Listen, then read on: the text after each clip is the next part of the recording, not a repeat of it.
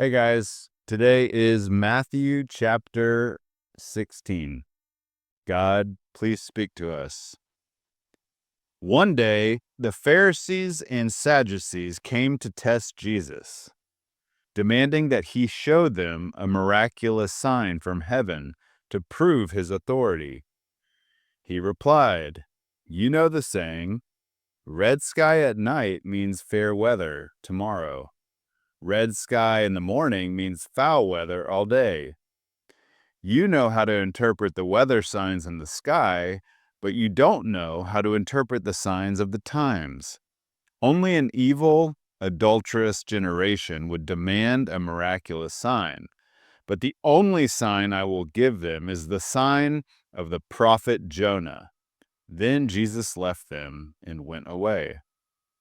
Later, after they crossed to the other side of the lake, the disciples discovered that they had forgotten to bring any bread. "Watch out," Jesus warned them. "Beware of the yeast of the Pharisees and Sadducees." At this, they began to argue with each other because they hadn't brought any bread. Jesus knew what they were saying, so he said, "You have so little faith. Why are you arguing with each other and having no bread? Don't you understand even yet? Don't you remember the 5,000 I fed with 5 loaves and the baskets of leftovers you picked up?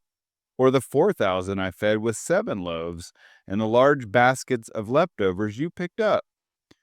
Why can't you understand that I'm not talking about bread? So again, I say, beware of the yeast of the Pharisees and the Sadducees." Then at last they understood that he wasn't speaking about the yeast in bread, but about the deceptive teachings of the Pharisees and the Sadducees. When Jesus came to the region of Caesarea Philippi, he asked his disciples, "Who do people say that the Son of Man is?" "Well," they replied, "some say John the Baptist, some say Elijah, and others say Jeremiah, or one of the other prophets." Then he asked them, "But who do you say I am?" Simon Peter answered, "You are the Messiah, the Son of the living God." Jesus replied, "You are blessed, Simon, son of John, because my Father in heaven has revealed this to you. You did not learn this from any human beings. Now I say to you that you are Peter, which means rock, and upon this rock I will build my church, and all the powers of hell will not conquer it. Will not conquer it. I will give you the keys to the kingdom of heaven. Whatever you forbid on earth will be forbidden in heaven, and whatever you permit on earth will be permitted in heaven." Then he sternly warned the disciples not to tell anyone that he was the Messiah. From then on, Jesus began to tell his disciples plainly that it was necessary for him to go to Jerusalem and that he would suffer many terrible things at the hands of the elders, the leading priests, and the teachers of religious law. He would be killed, but on the third day he would be raised from the dead.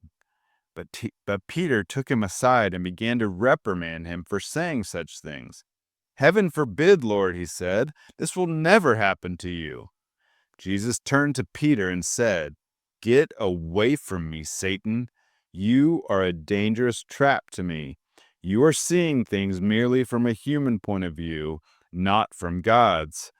Then Jesus said to his disciples, "If any of you want to be my follower, you must give up your own way, take up your cross, and follow me. If you try to hang on to your life, you will lose it.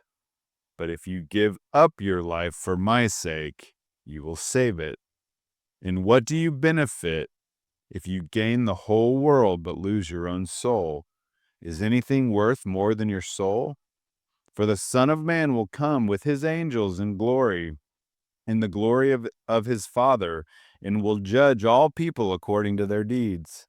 And I tell you the truth, Some standing here right now will not die before they see the Son of Man coming in his kingdom.